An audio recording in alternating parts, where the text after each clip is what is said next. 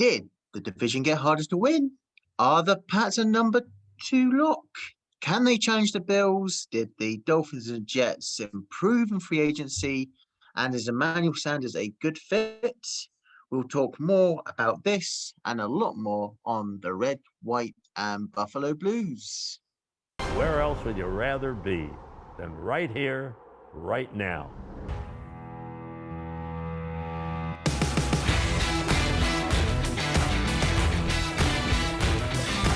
Hey UK Bills Mafia, this is Christian Wade of your Buffalo Bills. This is the Red, White and Buffalo Blues, a UK Bills podcast with your hosts, Matt and Alex. Let's go Buffalo! Woo! Hello and welcome to another episode of the Red, White and Buffalo Blues. Matt and Alex here as always. You can find us at UK_Bills on Twitter, at RWBB_podcast on Twitter as well. Alex, how you getting into free agency frenzy? Well, technically free agent starts today, right? Yes, it does. Yeah. It does. That's what I told you a couple of days ago when you wanted to do this. Yeah. But it's the legal tampering period that we're discussing today. And I mean the biggest bit for today, if you're listening on Wednesday, the 17th of March, is teams need to be kept. Happy St. Patrick's Day. Yeah, that. I'm not Irish, so I don't care. But happy St. Patrick's Day to those that do care. It was a big day in Buffalo. Buffalo really celebrated hard that day. But for the NFL, teams need to be cap compliant by 4 p.m. Eastern. That's 8 p.m. our time, because they've already started their daylight saving time. So we're thinking a lot more guys could be cut, especially from the teams that are over the cap still. And that's the Rams, the Eagles, Packers, Saints, Giants, Bears, and the Texans are just a wee bit over via Sport Track. So, shifting the focus to the Bills free agents, I'd say no news is bad news in terms of retaining Levi Wallace, Isaiah McKenzie, and Dean Marlowe, right? What do you think? Well, they're all restricted free agents, so they got to be tendered on there.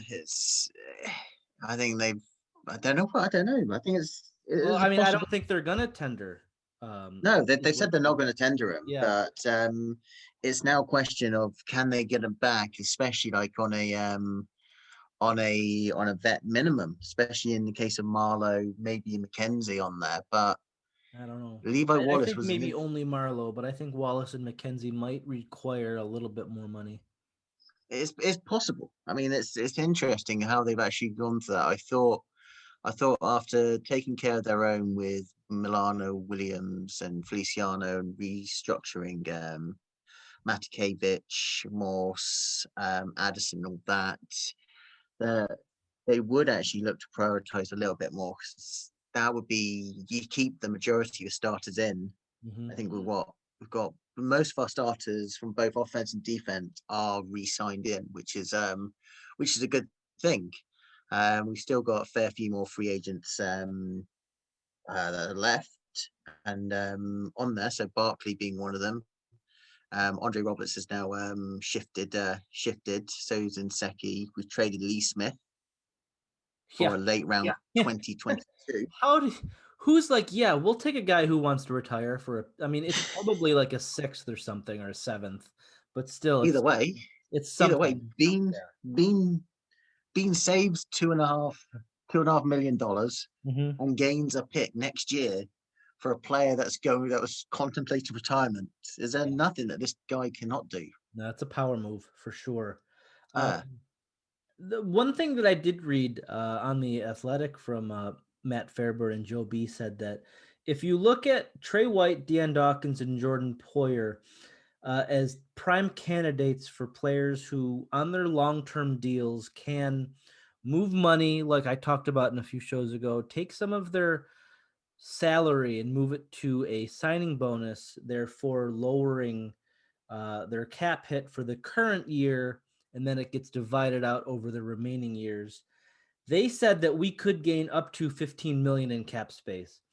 That would help for re-signing Wallace and McKenzie, and if that's what they want to go, or if they want to use that money for something else that we'll talk about later in the show. I think that you have to bear in mind that they're Yeah. going to need 5 to 6 million for the rookie pool. But although that can depend, well, that can vary. that's already factored. Okay, So that's not okay, part of the money that we're talking about right now. That's already built in and doesn't need to be discussed. okay. Yeah. So we move on. Yeah. Yeah. So But no, that's really not something that you need to worry about. If we end free agency at like plus 500,000, we'll still be able to sign our rookies because that money is already reserved. yeah, I think what also we're um new and seen there's potential. I don't know, this is in the back of my head. The thing on that I read somewhere. I'm trying to find the article itself. Somewhere. That the Bills actually potentially can get a compensationary pick next year based on the free agencies. And because because obviously we've re-signed uh, Williams and Feliciano again. The fact that they're potentially not tendering Bojorquez, McKenzie, Wallace, and all that, maybe they're looking a bit further ahead. So who they brought in at the moment? They brought in Sanders and how do they pronounce it? It says pronounced Hawk. Yes, it is Matt pronounced Hawk, but I'm really proud of my tweet where I said that I'm gonna call him Hack until he earns Hawk, because Hawk nails punts in the coffin corner and Hack shanks punts. So if he shanks some punts early on, he's gonna get called Hack until he earns the pronunciation of Hawk. Yeah, I mean it's interesting what he's actually doing on there. And I mean we're gonna talk a bit more about the Bills free agents that are actually out there, and just see what that means. Do you think we'll actually re-sign him? Because I mean, you're looking at Levi Wallace, walk on. He's actually been a productive starter, not the best, but he's a serviceable starter that you would think you'd bring back. You've got Bojorquez. Did he price himself out of it? They tender him. It's got to be 2 point something million. Maybe Haack has actually is a bit less, but it's interesting. It's interesting to see what the moves will actually be going forward. I mean, this is the first day of the actual free agency, so Yeah, I think that we're saving probably about $1 million on the cap by signing Hawk and letting go of Bojorquez. Some of the biggest stuff that I did a Google search for Matt Hawk highlights and nothing came up because, let's spend 2 minutes on punters and no more. He is more of an accurate guy, and Bojorquez has a cannon for a leg that has led to more touchbacks. And Haack is more of a guy who gets hang time and allows our special teams to go down there and make tackles. So that's what we have here. Okay, that's great. We hated Bojorquez and then we grew to love him, and now he's gone. Thus his life. No more special teams talk. Time for the big one. There's going to be no guarantee that they'll keep Hawk on. To be honest, Yeah, I mean I they think say it's 3 you sign a years. guy to 3 years. I think that means that he's going to be your guy, and we're moving on from Bojorquez. Other than that, I mean, why bother? Yeah, I mean it just depends. If he doesn't get picked for the start of the season, if he doesn't get signed up, I could potentially see them actually going back to him. But that's just my opinion. To who? To Bojorquez. I mean, Because we've seen it that's if before. they sign him. I mean, Yeah. I don't think they're going to, because I think that he would want that maximum of 2.7, and I think Haack's I mean, we saw with Hauschka. They actually signed him to extend his contract, and then that season they cut him for Tyler yeah, Bass. yeah. So you're not necessarily going to. Nothing's guaranteed. They may have signed that He may have signed that 3-year contract, but there's still other factors playing in. But yes, Sure. that's Yeah, I mean, there's got to be a reason for them doing this if they're going to bring back Bajorquez. I can't imagine them just throwing money around for no reason. But again, it's the punter, and we've already spent too much time talking about it. okay. On to the birthday boy, Emmanuel Birthday boy. Sanders. Yes. Turns 34 SMU. today. Oh, 34. Younger than me. Fuck. He's as old as, well, What have I turned 35 in December, so he's the hell was I wasting my life? If he's 34 and he's already getting these sort of contracts. I'm just sitting in front of a computer talking about it. well. Could you ever have become an NFL wide receiver? I don't think so. I'll probably be a kicker, to be honest. Yeah, there you go. Sebastian Janikowski, you have that same kind of body size. Anyway, yeah, Emmanuel Sanders, 34 years old. Is he seen his best days behind him? I don't know. The good news No. is that, I mean, at 34 you don't really get a lot of production out of guys at that age. You got to be real special to be productive at that age. The good news is, we're not talking about our wide receiver 2, we're arguably looking at our wide receiver 4, Mm-hmm. So Yeah. if we're looking at, relying on Gabe, it's all about Gabe Davis's projection, his progression, and where they see him. If they still see him as he needs another year, then Gabe Davis is our, 4th wide receiver again, where Brown was the wide receiver 3 last year. It's all about the targets and where are the targets going to go. I maybe don't see more than 500 yards for Sanders. If he gets that, good luck. It's going to be tough. The good news for him is he came to a team that loves to use 4 wide receiver sets. We ran the second most 4 wide receiver sets last year, so he knows what he's getting himself into. You have a conversation with the guy. It's like, hey, you're gonna bring me in. You already have Beasley, Davis, and Diggs. What do you want from me? And Bean said, we're gonna get you the ball. I mean, a guy doesn't sign if he's not gonna get the ball. Yeah. Well, I mean, he's got versatility. He actually last year he played 425 snaps outside and actually 225 snaps in the slot. He actually he pretty much is an experienced version of McKenzie in a way, because he does do the sweeps every so often on there, and he's had very bad quarterbacks. I'm just trying to find. I don't know where it is. I think it's been posted up somewhere. I'm gonna have to go back and have a look at it. But he's had some pretty shitty quarterbacks throwing to him. Yeah, he In had his to deal with career. a lot of Breeze through his injury time, so he had Taysom Hill throwing him the ball for a few games. Yeah. I mean, Yeah. who else did he had? He's had When he was in Denver, he had the year with Peyton, and then whoever replaced Peyton after he retired. there we go. In his past 5 years, he's had 168 passes off of Trevor Cinnamon. How do you Simeon. pronounce Simeon?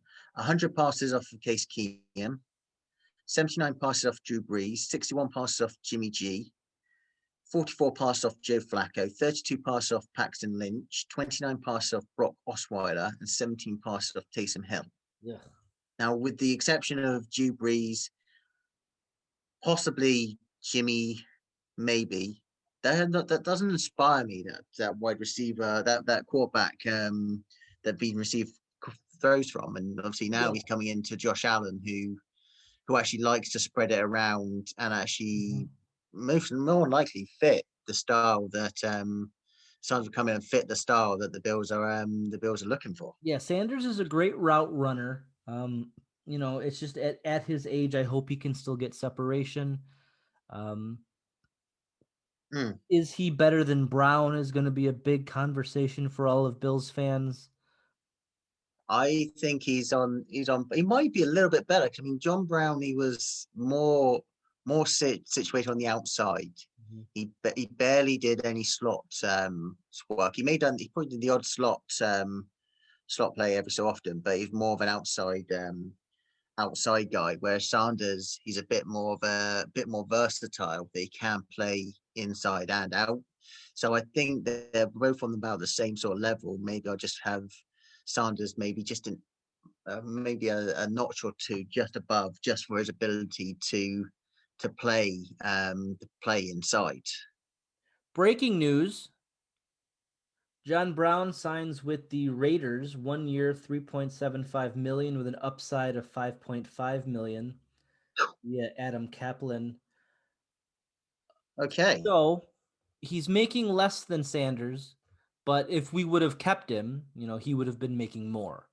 So it was clear that depends if he what it was we clear don't that know. what We don't know what happened in that room. Whether he actually it was a straight out cut or they were actually looking to restructure because well, we based hear off Brown's comments, I mean, Brown made the comments that, like they didn't talk to me. They just straight up cut me. that Brown. Okay, so I don't know. It's So interesting to find out what's actually going on there. And I mean, maybe he didn't. Maybe there was indication that he wasn't. But as I say, good luck to him in Las Vegas. yeah, I mean, Brown's money in Las Vegas is worth more than Sanders' money in New York because Sanders has to pay a lot more state tax, and you don't have to do that in Las Vegas. So yeah, U.S. is weird with how you pay your taxes. It's not as easy as it is here, where it's all just the same. But anyway, yeah. So Brown goes, makes less. He clearly didn't want to take a pay cut with us, or we didn't even ask him to. But we do have Emmanuel Sanders now. And I mean, I like it. I like this guy. He'll be able to, he'll be able to make plays, and he's better than whoever was our fourth option if we didn't go out and get a wide receiver. Duke Williams, Hmm. Jake Cumro, Sanders is better than those guys, so it's good in that sense.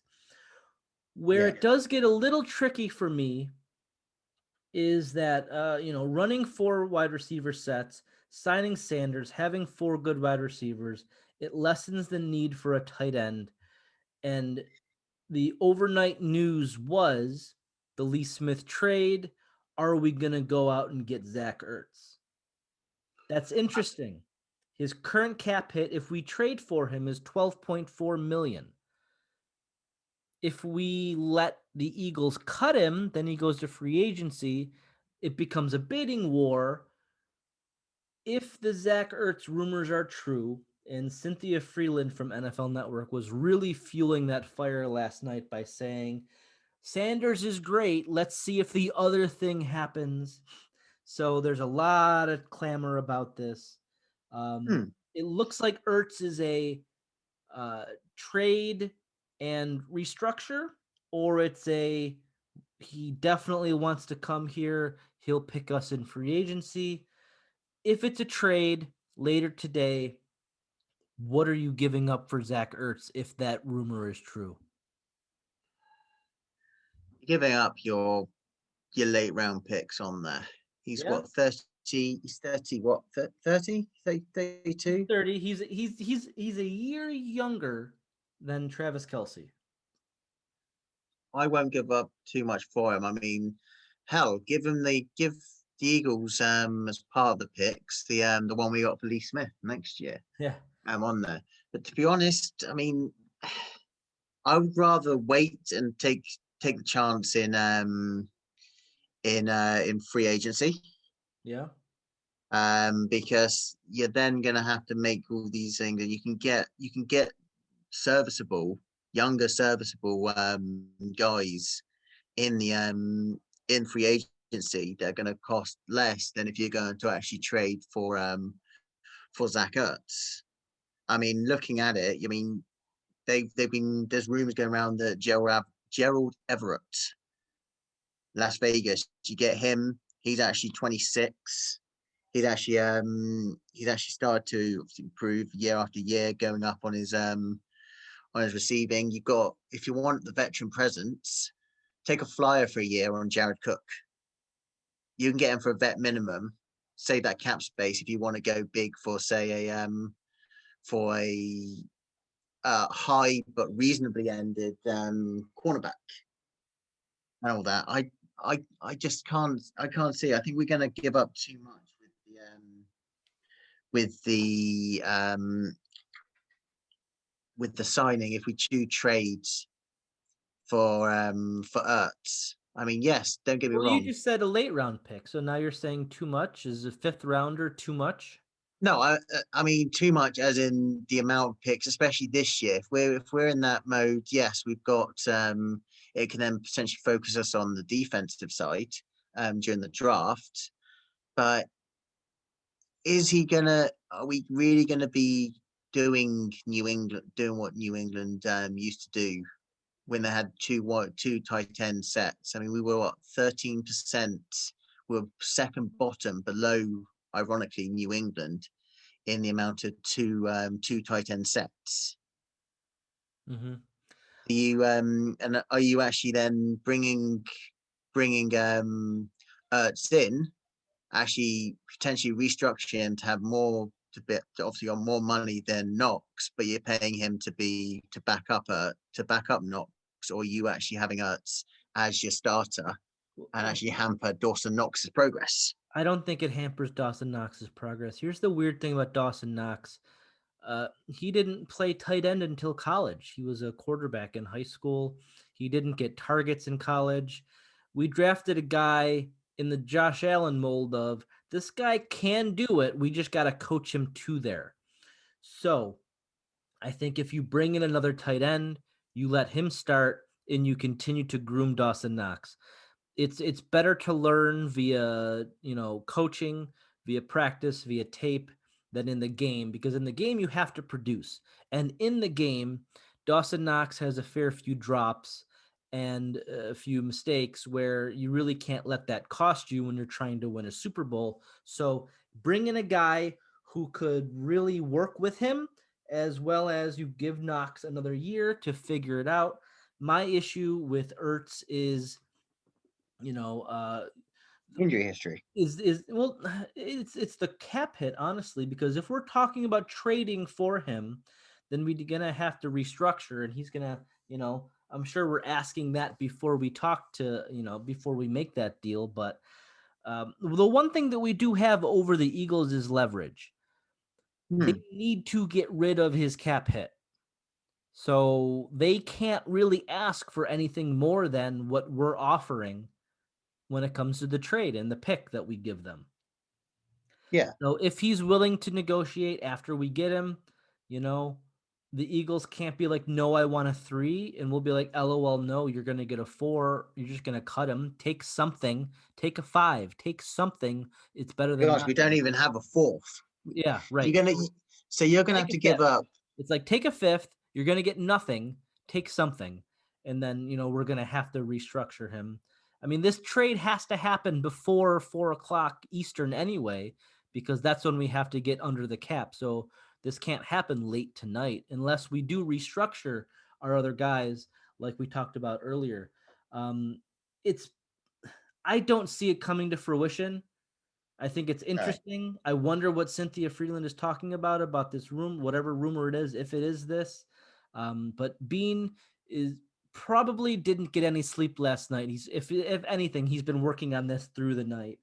I mean, but this maybe is the point. This is the biggest it's potential. Let me just ask you real quick. Yeah. With the wide receivers that we have, do we need a Zach Ertz at tight end?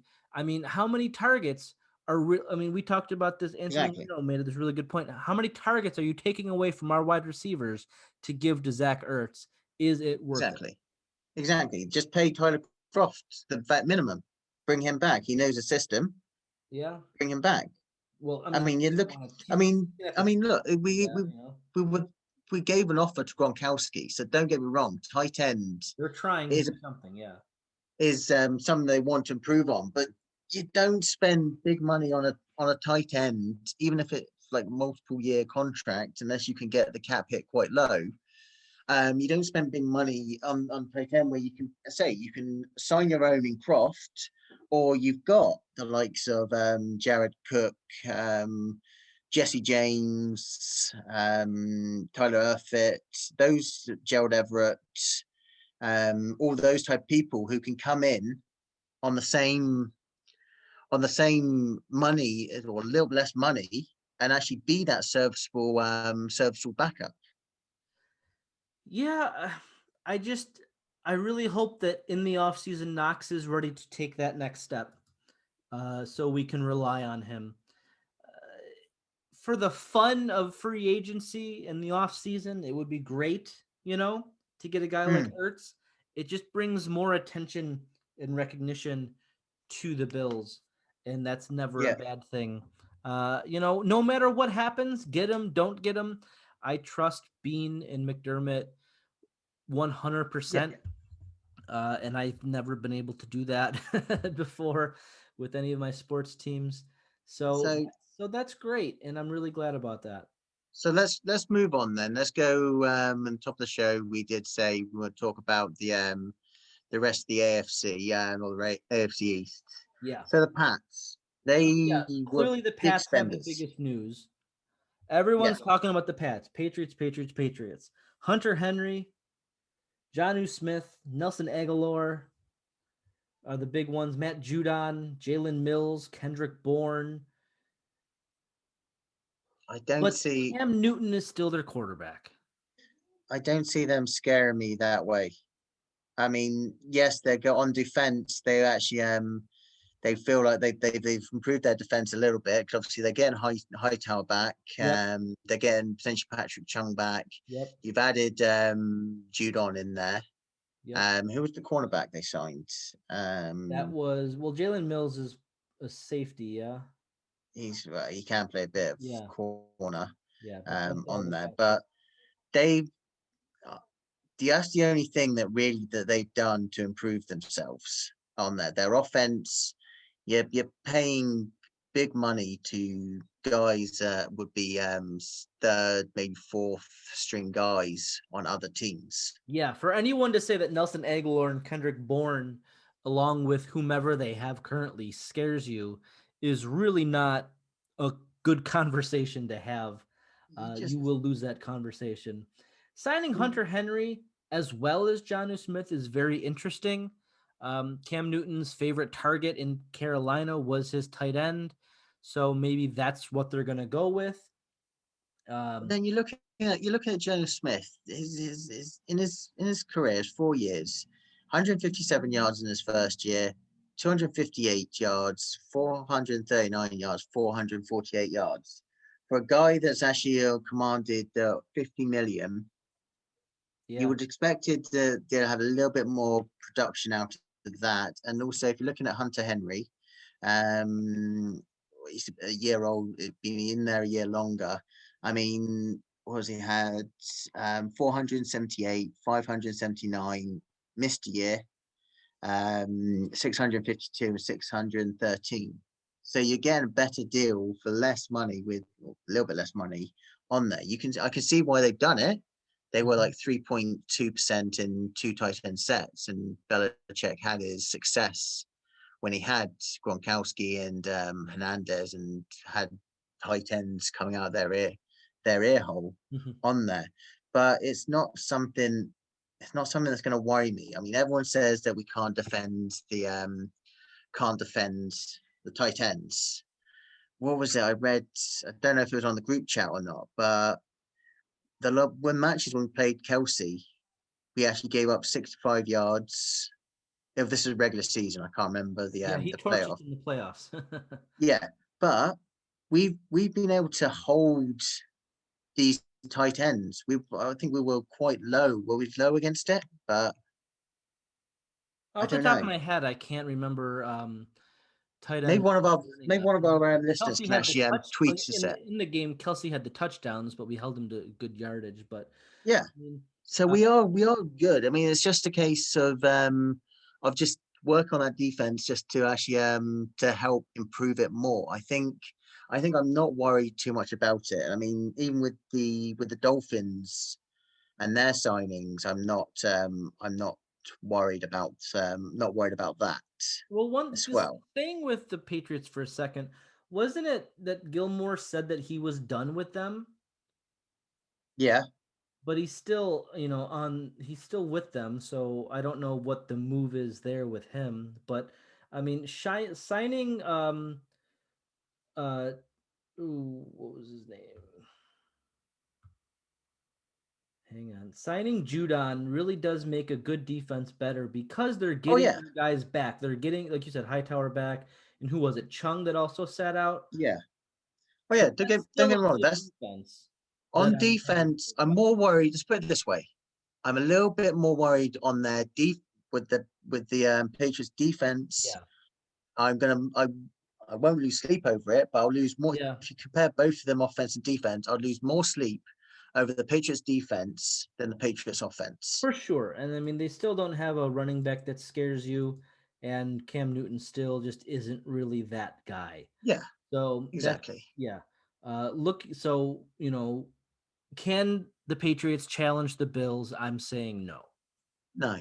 But our biggest challenge last year was Miami, and they didn't do much. They traded Shaq Lawson for Roderick McKinney, really good linebacker, but he's basically just replacing Kyle Van Noy, who they released.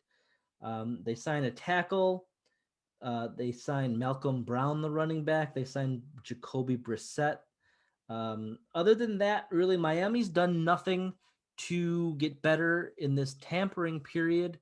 So, I still put them as number. I still have them. I see them more of a challenger than the Patriots this season, regardless of and the fact that the we level walked all over moves. them in the 2 games too, so that's Well, pretty yeah, good. yeah, Does but Tua with the take a moves step they've made, forward? and what they have and haven't lost, I would have. I would say the Dolphins would be the ones that would be more of a challenge than the Mhm. Patriots.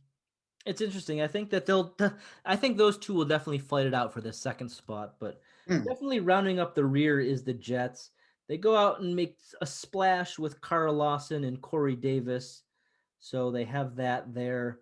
Justin Hardy, cornerback. Um, we don't know what they're going to do at quarterback still. Mm. Are the I Jets like. anything to worry about? Not yet. Are the Jets anything? Corey Davis was very inconsistent in Tennessee. Carl Lawson's a good pickup for them, but I think that we'd very much trust our I'll give offensive it. line to handle that. I'll give it a year to what they do under Salah, because I do rate Salah as as was a good defensive coordinator, even though we shredded him on there. Yeah. He's got that.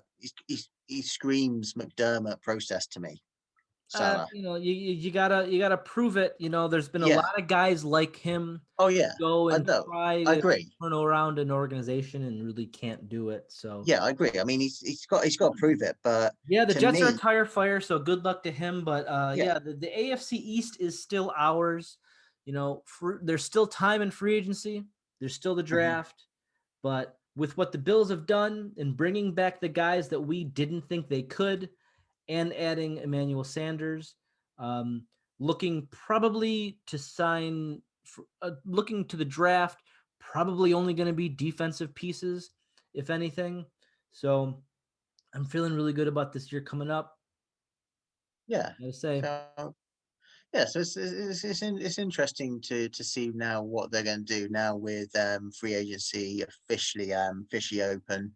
well, I mean, they Um, got to find more cap space. If they're going to bring in anybody, they got to find more. yeah, yeah, but I say Bean seems to be this magician Yeah. that can get the Bills out of any sort of tight spots, and he's looking to the future rather than present. So he's looking at future caps and actually how to work into the contract, which I think is probably the best way to go Mm-hmm. for it, because that way then it's going to, you're looking ahead, so you're looking at next year. I think cap's going to go up to 210 million, or just a tiny bit more. So Yeah. he's going to have more cap down to play with, and getting those deals done and the moves Danny's done now and puts us in a better position going forward. So yeah, and that's why we talked about moving guys' money for the cap hit onto next year, because the cap will go up. Yeah, so if we want to find space, that's going to be what we do. Mm-hmm. And then we'll see what else happens in free agency. In terms of targets, we talked about that with Anthony Marino. So check out that show. It's just our last show. So Bills fans, how do you feel about how the legal tampering period in free agency has gone so far? What are your thoughts on Emmanuel Sanders? Nothing really to complain about from me. How about you? You're good? I'm good. I'm Okay. all good about it. I mean, they've done what they need to do. I'm kind of surprised maybe that they haven't they didn't look at Riso McKenzie or not thought of Curtis Samuel as a potential free agent, but the free agency is still in its infancy. Yeah, So I mean, there's got to be something that Emmanuel Sanders brings to the table that Bean and McDermott really like. And Dable, I'm sure Dable had a hand in that too. Is like, you go and ask your coach, hey, can you use this guy? Do you like his tape? And it's like, yeah, I can do something with that. Go get him. But then they also, McDermott and Bean did have Samuel when they were at I think they did maybe for a season, not at Carolina. Yeah, But Bean and McDermott had him in Carolina, yeah. But we'll see how it gets. I like I mean, Sanders, and I'm fine with that because he's a guy who's proven he can do it, and I think he has 1 year left of his legs. I think 34 might be pushing it. We'll see. With the conditioning, with the system and the program that we have every opportunity for him to become his best player at his age. So yeah. So that brings us to the end of our tampering episode. Next episode, what I want to get down with you, Alex, is we're going to want to do some mock drafts actually with different scenarios. okay. So do we one where we take a running back in the first round? How would the rest of it look? If we took a edge in the first, how does it look and all that? So we'll do a couple of those on the next episode. Okay. And obviously recap any other free agency signings we actually get. So if you've got anything else to add. No, I'm good. All right. Okay. So for Alex, this is Matt. Keep following us on social media at UK Bills on Facebook, Bills Backers UK at RWBB_podcast, UK Bills on Twitter, Buffalo Bills UK on YouTube. And all we've got left to say is enjoy the free agency. See you next time. And good morning, good afternoon, good evening. Thank you for listening, and go Bills. Go Bills.